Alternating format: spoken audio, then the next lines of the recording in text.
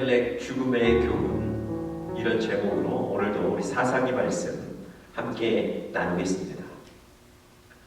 예수님께서 예루살렘에 입성하실 때 많은 사람들이 자기 옷을 벗어서 길거리에 깔고 또 승리를 상징하는 종려나무 가지를 흔들면서 예수님을 기쁨으로 맞았습니다. 그런데 한 무리들만 그런 반응을 보이지 않았는데요. 바로 바리새인들입니다. 바리새인들은 여전히 예수님 앞에 마음을 열지 못하고 닫힌 마음으로 경계하고 있었습니다. 예수님에게 다가가서 기뻐하는 저 사람들, 기뻐하는 제자들을 책망하시라고 얘기하기까지 합니다. 그때 예수님께서 그 바리새인들에게 이런 얘기하셨어요. 만일 이 사람들이 잠잠하면 이 돌들로 소리 지르게 할 것이다.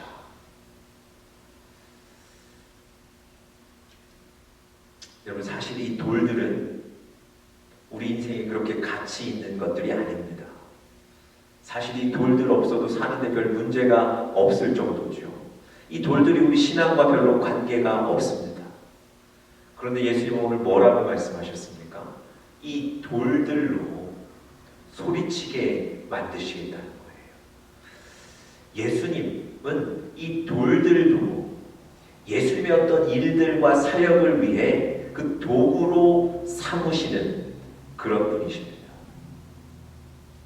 여러분, 성경을 잘 읽어보시면요, 하나님은 하나님을 알지 못하는 사람들조차도 하나님의 일을 위해 도구로 사용하셨습니다. 이스라엘 백성들이 바벨론의 포로로 잡혀갔다가 70년 후에 해방될 때 하나님을 알지 못하는 왕이 이스라엘 백성들을 해방시키고 돌려보냅니다. 그리고 그들을 신앙적으로 도전하기도 합니다. 어떻게 하나님을 알지 못하는 왕이 그런 일을 할 수 있었겠습니까? 하나님이 그 왕의 마음을 움직이신 거예요. 여러분, 이스라엘 백성들이 출애굽할 때도 마찬가지입니다. 이스라엘 백성들이 애국을 나가는 것을 막았던 그 바로 왕, 사실은 그의 마음이 점점 강팍해져서 이스라엘 백성들을 붙잡았습니다. 그때 하나님께서 그 애굽에 10가지 재앙을 내리셨어요. 그 10가지 재앙은 다른 말로 하나님의 능력을 보여주신 거죠. 여러분, 애굽의 왕 바로의 마음이 강팍했던 것 우연히 그렇게 된 것이 아니고요. 그의 마음이 원래 성정이 그랬던 것이 아니고요. 출애굽기 기록에 보시면 하나님이 바로의 마음을 강팍해 하셨다고 말씀하십니다. 하나님이 바로 왕의 마음을 강팍하게 하셨기 때문에 사실은 출애굽의 역사가 더 멋진 드라마가 됐던 것 아니겠습니까? 하나님은 하나님을 알지 못했던 그 바로 왕까지도 사용하셨던 것입니다. 오늘 우리가 함께 보는 사사기 본문에 보시면 아비멜렉의 죽음에 관한 기사들이 등장합니다. 10장에도 물론 다른 사사들이 나오지만 아비멜렉의 이름도 여전히 등장하고 있습니다. 여러분, 이 사사기를 쭉 읽다 보면 아비멜렉의 죽음에 관한 기사를 기록하는 것은 그렇게 도움이 되거나 필요하지 않다고 느끼실 수 있습니다. 적어도 이 사사기에서 영적인 교훈을 발견하고자 하는 우리에게는 더더욱 그렇습니다. 그런데 제가 조금 전에 설명드렸던 그 관점, 하나님은 하나님을 알지 못하는 사람까지도 사용하시고 돌들까지도 사용하신다는 그 하나님, 그 완전하신 하나님의 관점에서 보면 이 아비멜렉의 죽음의 기사, 우리가 볼 때는 불필요하다고 생각되는 그 기사도 그 아비멜렉의 죽음을 통해서 하나님은 우리에게 분명히 영적인 교훈을 주실 겁니다. 과연 이 아비멜렉의 죽음을 통해서 우리가 어떤 영적인 도전을 좀 받을 수 있을까요? 하나님 우리에게 어떤 말씀을 해주고 싶으실까요? 우리 같이 몇 가지로 좀 나누면서 도전이 되시고 은혜가 되시기를 간절히 바랍니다. 첫 번째로요, 사람을 의지하지 말고 하나님을 의지해야 한다는 것입니다. 지난주에도 제가 사사기 강의하면서 이 말씀을 드리긴 했는데요. 다시 한번 말씀드립니다. 사람을 의지하지 말고 하나님을 의지해야 합니다. 여러분, 이 아비멜렉은요, 사실 처음부터 사람을 의지하는 마음이 강했던 사람입니다. 그의 아버지 기드온이 나를 비롯해서 나의 아들들과 나의 손자들이 이 이스라엘의 왕이 되지 않을 것이고 이스라엘을 다스리지 않을 것이다, 분명히 믿음의 고백, 또 자손들에게는 조언을 했던 건데요. 아버지 기드온의 그 조언을 어겨가면서까지 이 아비멜렉이 스스로 왕의 자리에 올랐던 거예요. 왜 그랬을까요? 사람이 주는 그 명예, 사람으로부터 받는 그 높임, 인정, 지위, 이런 것에 마음을 빼앗겼던 거예요. 다시 말씀드리면 사람에 대한 기대, 그리고 사람을 의지하는 마음이 강했던 거죠. 아무런 기반이 없었던 아비멜렉이 어떻게 왕의 자리에 올랐습니까? 사람을 의지했죠. 외가 쪽 친척들에게 가서 부탁하고 그들을 의지했던 거예요. 그리고 세겜 사람들을 의지했던 겁니다. 사람 붙잡고 의지하는 방법, 그걸 찾았던 거예요. 또 그렇게 해서 왕이 되고 난 이후에 또 어땠습니까? 여전히 성읍장관 스불을 의지했고요, 군사들을 의지했습니다. 그래서 자신의 권력, 지위, 자리를 유지하려고 애썼던 거예요. 여러분, 이 아비멜렉은 사실 생각과 방법, 가치관 모두가 사람을 의지하는 데 초점이 맞추어져 있습니다. 여러분, 이렇게 사람을 의지하여 살았던 그 아비멜렉에게 어떤 일이 일어났습니까? 단순하게 말씀드리면 그렇게 사람을 의지했는데 사람들이 아비멜렉을 다 떠나버립니다. 9장 23절 지난주에도 말씀드렸는데요. 세겜 사람들이 배반했다, 그렇게 얘기합니다. 배반했다는 건 등을 돌렸다는 얘기예요. 더 이상 아비멜렉을 지지하지 않고 아비멜렉으로부터 멀어졌다는 겁니다. 그리고 다른 어떤 사람을 더 신뢰하게 되었다. 그리고 이 아비멜렉과 그냥 등 돌린 정도가 아니고요, 아비멜렉을 죽이기 위해서, 아비멜렉은 또 이 세겜 사람들을 죽이기 위해서 전쟁을 할 정도로 관계가 악화되고 갈등이 심해졌다는 거예요. 사람이 떠나버렸습니다. 왕이 될 때 그토록 세겜 사람들을 붙잡고 의지했습니다. 이 세겜 사람들의 지지와 도움이 있으면 내가 왕이 될 수 있기 때문에 이 세겜 사람들을 의지했는데 불과 얼마 지나지 않아서 그 사람들이 서로 등을 돌리고 떠나버렸던 것. 그리고 그 사람들의 지지가, 사람들의 도움이 영원할 것 같은데요, 변하지 않을 것 같은데 금세 등을 돌리고 떠나버립니다. 아비멜렉이 죽었을 때도 사실은 마찬가지입니다. 9장 55절에 보시면요, 이런 표현이 있습니다. 이스라엘 사람들이 아비멜렉이 죽은 것을 보고 각각 자기 처소로 떠나가더라. 아비멜렉이 죽은 것을 보고 백성들이 각각 자기 집으로, 자기 살던 곳으로 떠나간더라, 이렇게 얘기합니다. 여러분, 우리가 사람이 세상을 떠나면 장례를 치르죠. 그리고 그 장례를 치르고 1년이 지나면 추도일, 1주기 추도일 혹은 5주기 추도일을 정해서 또 한 번 더 기리게 되죠. 장례를 치르고 추도일을 지키는 것 왜 하는 겁니까? 그 돌아가신 분을 기념하는 거죠. 다시 그분의 생각과 그분의 가치들 또 그분의 인격들 다시 한번 생각하는 것 아니겠습니까? 기리는 것 아니겠습니까? 여기 아비멜렉은 더군다나 왕의 자리까지 올랐던 사람인데요. 그런데 그를 따랐던 백성들이, 세겜 사람들, 많은 사람들이 그가 죽은 것을 보고 각자 자기 집으로 삶의 처소로 다 떠났다는 겁니다. 그를 기리거나 안타까워하거나 그를 본받아야 되겠다 뭐 이런 생각이 아니고요. 각각 다 자기 살 곳을 찾아서 떠나버렸다는 겁니다.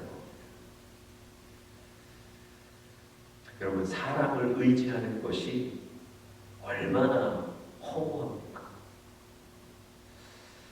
저 사람 붙잡으면 내가 살 수 있다고 그렇게 생각하고 사람을 철저하게 믿고 의지했던 아비멜렉의 삶이 이렇습니다. 여러분, 영원하신 분은 오직 하나님이십니다. 하나님이 여러분과 저를 영원히 사랑하시고요. 하나님이 여러분과 저를 영원히 떠나지 않으십니다. 그 하나님 바라보며 하나님 의지하시는 여러분들과 제가 되어야 될 줄 믿습니다.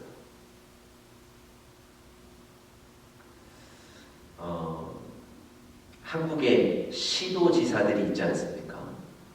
시에는 시장이 있고 도에는 도지사들이 있고 예전에는 임명직이었습니다. 그래서 대통령이 임명하면 그 사람이 그 일을 수행하는 건데요.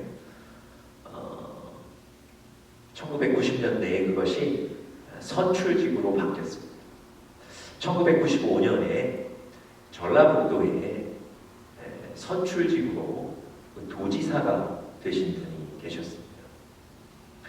그 당시 대통령의 경제 고문도 이분이 경제 고문도 하셨고 또 선거에서 이겨서 도지사가 되기도 하셨고요. 당시 아마 이분이 정치계에 아주 뜨거운 떠오르는 스타였던 것 같습니다.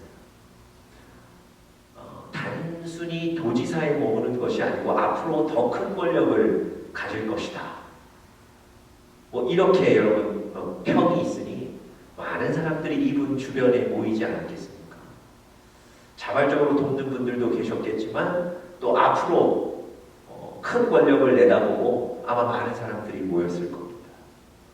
그런데 2002년에 이분이 뇌물 사건으로 인해서 수감되는 일이 발생했다고 합니다. 물론 이분은 뇌물을 받지 않았다고 하시고 거기에 대해서 떳떳하다고 하셨는데요. 이 일이 벌어지고 나니까 사람들이 주변에 그렇게 많았던 사람들이 썰물 빠지듯이 다 빠져버렸다는 거예요. 아마 이렇게 높은 지위에 있으신 분들에게는 측근이라고 하면 아마 비서진들이 측근들 아니겠습니까? 그 측근 중에 측근이라고 볼 수 있는 그 비서진들도 하나 둘씩 떠나가게 되었다고 얘기합니다.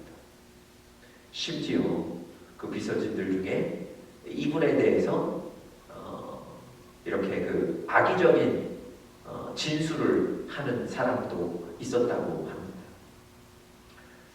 이런 사건을 겪으면서 그분의 부인이 이런 얘기를 했답니다. 제자들로부터 버려진 채 홀로 남은 예수님의 심정이 어떤 것인지 절감했다. 이분이 뭐 그리스도인인지 뭐 그런 것까지는 제가 잘 모르겠습니다만 사람들을 주변에 있던 사람들이 믿었던 사람들이 측근이라고 여겼던 사람들까지도 다 어려운 일이 생기니 다 떠나가 버린다는 겁니다.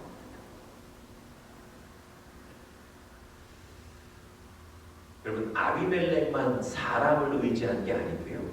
사실 이 이스라엘 백성들도 동일하게 사람을 붙잡고 의지했던 것 같습니다. 10장 18절 본문 보시면 이런 기록이 있습니다. 길르앗 백성과 방백들이 서로 이르되 누가 먼저 나가서 암몬 자손과 싸움을 시작하냐 그가 길르앗 모든 주민의 머리가 되리라.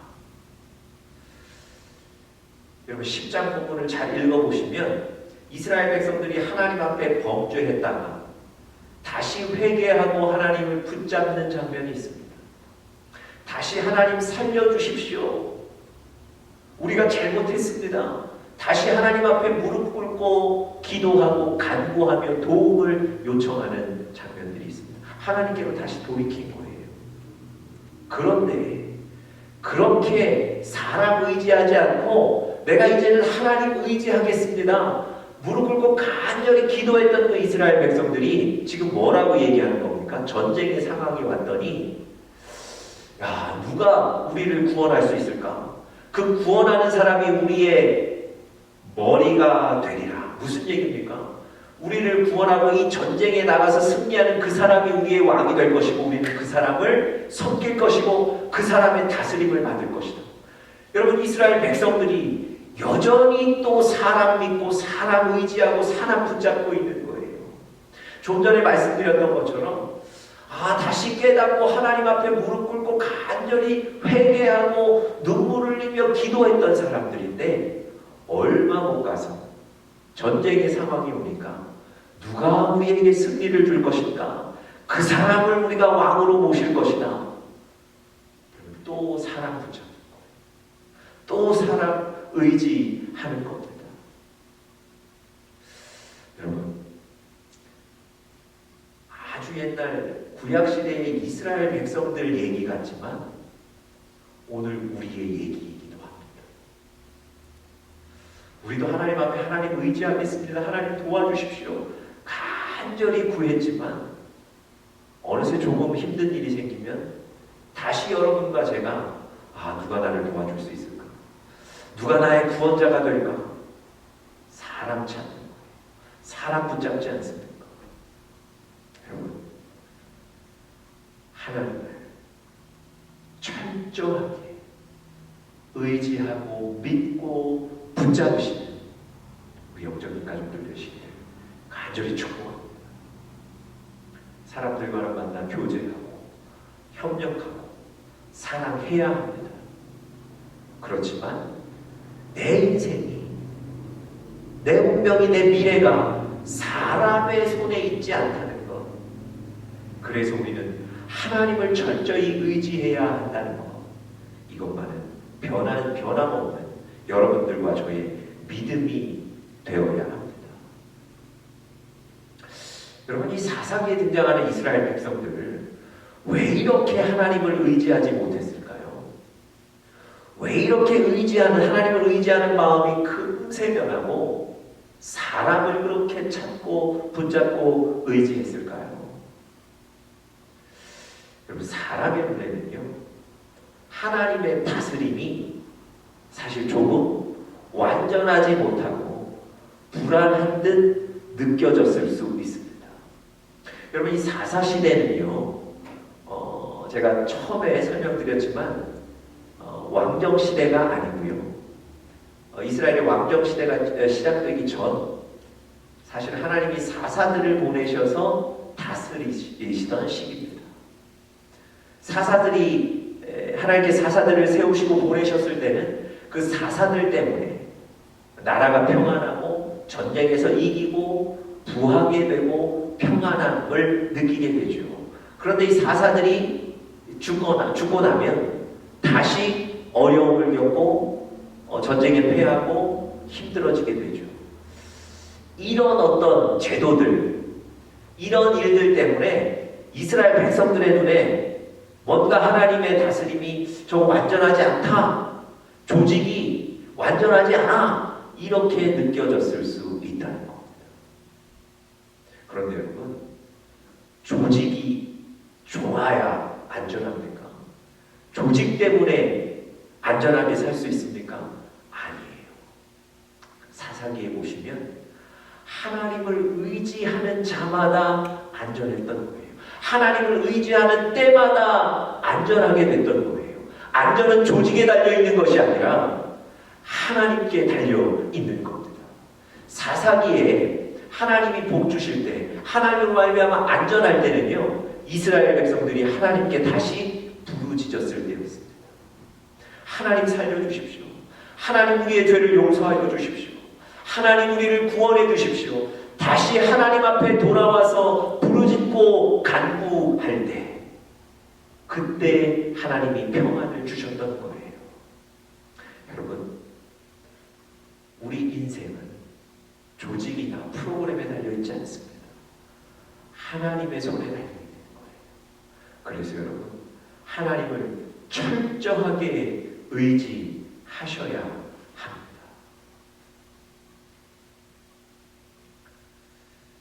여러분, 교회도 마찬가지입니다. 교회도 뭔가 우리 눈에 볼 때 합리적인 조직, 또 프로그램, 또 아주 유능한 어떤 사역자, 많은 사람이 있으면 안정될 것 같고 건강할 것 같고 거기에 모든 것이 달려있을 것 같지만, 우리 눈에 보기에는 그렇지만 여러분, 교회의 부흥도 건강도 사실 우리 한 분 한 분이 하나님을 두려움으로 경외할 때, 하나님을 의지할 때 일어나는 겁니다. 여러분, 우리 교회가 건강하게 되고 부흥되기를 간절히 소원합니다. 그러기 위해서는요, 우리 사랑하는 영적인 가족들이 사람이 아니라, 조직이 아니라 하나님을 믿고 의지하셔야 될 줄 믿습니다. 두 번째로요, 이 아비멜렉의 죽음을 통해서 하나님께서 우리에게 주시는 말씀, 두 번째는 하나님은 죄에 대해서 보응하신다는 겁니다. 하나님은 죄에 대해서 보응하십니다. 그럼 하나님은 죄를 미워하는 분이세요. 그래서 죄를 용인하지 않으세요. 물론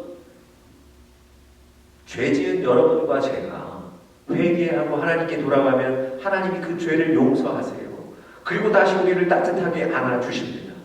하나님은 용서는 하시지만 죄 자체를 용인하거나 용납하시지는 않는다는 겁니다.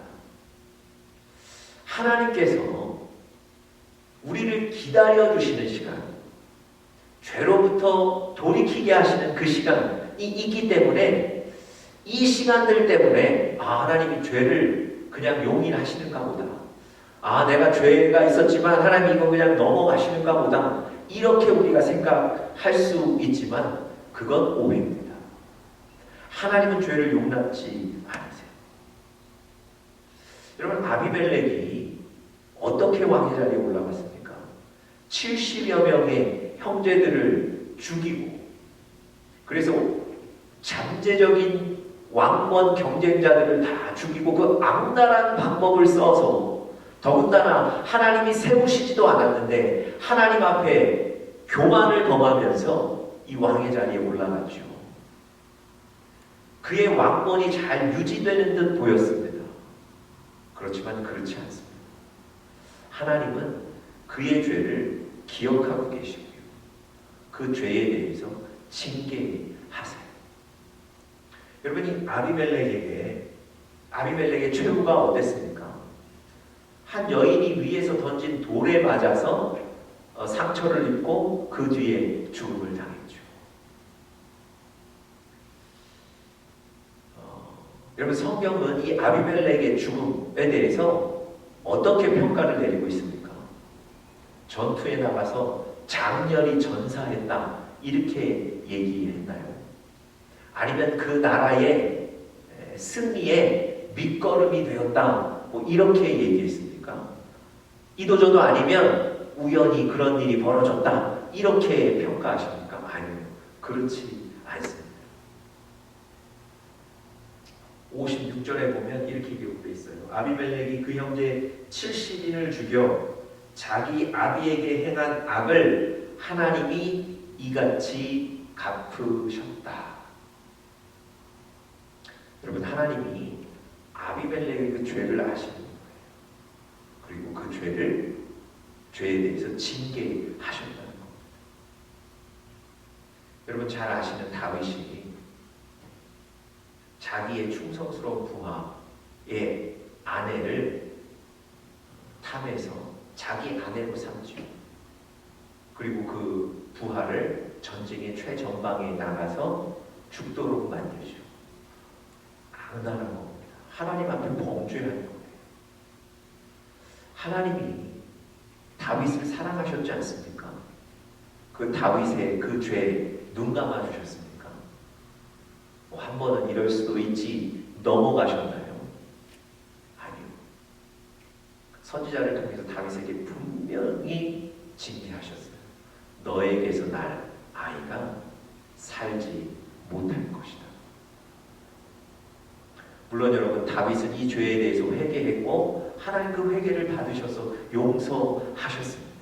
하나님은 용서하세요. 그렇지만 그 죄를 기뻐하시지 않으세요. 그 죄에 대해서 징계하신다는 말씀입니다. 여러분, 사사기 말씀을 보면서, 특별히 또 이번 본문을 보면서 왜 이스라엘 백성들이 하나님의 은혜를 경험하고도 얼마 못 가서 왜 다시 하나님을 멀리 떠나갈까? 오늘 10장 6절에 보시면 다시 여호와의 목전에 악을 범했다. 그래서 다른 신들을 섬겼다. 하나님을 떠났다. 하나님을 더 섬기지 않았다. 또 이런 기사가 나와 있습니다.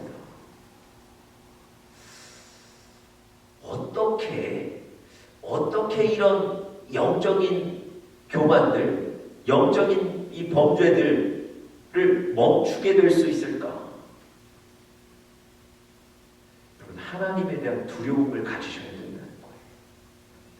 하나님 죄를 기뻐하지 않으신다는 거예요. 하나님이 그 죄를 기뻐하지 않으셔서 징계하신다는 거예요. 하나님에 대한 두려움이 있어야만 우리가 쉽게 죄에 넘어지지 않을 수 있다는 겁니다. 이스라엘 백성들이 또 여호와 앞에 악을 범해서요, 하나님이 그들을 징계하셨는데 이번에는 18해 동안 억압을 당하는 거예요. 9절에 보니까 이스라엘의 곤고가 심하였다. 여러분, 이스라엘이 하나님 앞에 또 영적인 범죄하고 떠나가고 우상 섬기니까 하나님이 이번에는 18해 동안 고통을 당하게 하시고, 그래서 그들의 곤고가 심하였다. 성경이 기록하는 건 아닙니까? 여러분, 우리가 이런 말씀, 하나님의 이런 모습 보면서 두려움을 가지셔야 돼요. 제가 몇 주 전에 설교드렸습니다. 하나님을 겸해해야 된다고요. 겸해하는 건 두 가지 단어가 떠오르셔야 된다고 그랬죠. 두려움, 섬김. 하나님을 두려움으로 섬겨야 된다는 거.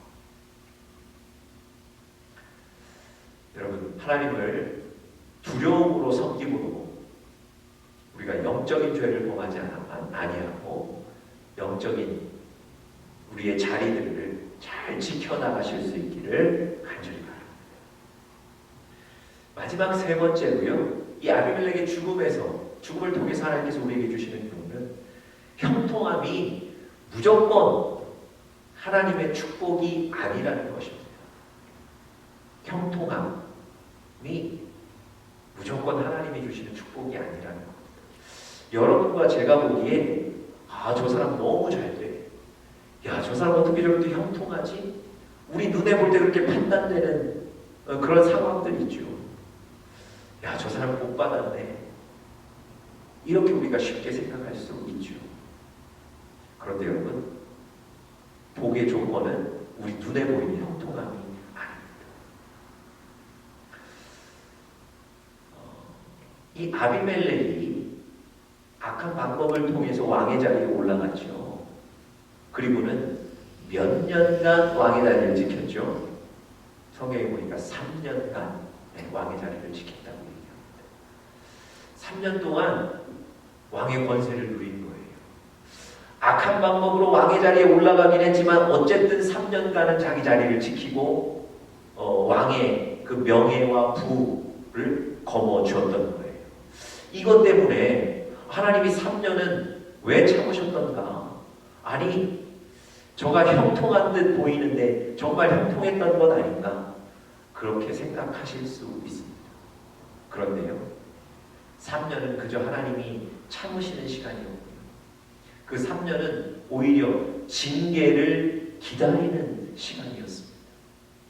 그 3년 때문에 저는 형통했다 꼭 평가하시면 안 된다는 거예요. 정말 형통은 그가 우리 눈에 보기에 형통함, 일이 잘됨이 아니라 하나님 앞에 온전하게 서 있는가, 그게 바로 하나님의 복, 진정한 복의 조건입니다.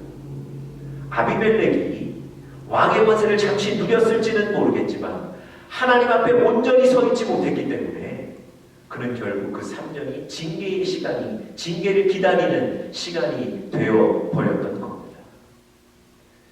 여러분과 제가 지금 조금 어려운 일이 있고 마음 아픈 일이 있을지라도 우리가 지금 하나님 앞에 온전히 서 있기만 한다면 여러분과 제가 복을 얻는 거예요. 우리가 지금 형통한 겁니다.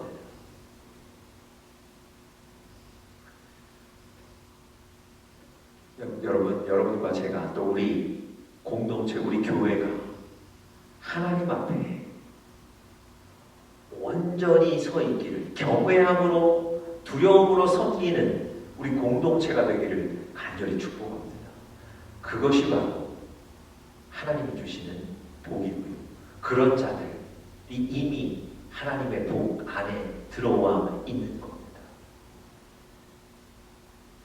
우리 교회, 또 우리 사랑하는 여러분들 한 분 한 분 그런 하나님의 영적인 복을 누리시는 모든 분들 되시기를 간절히 축복합니다.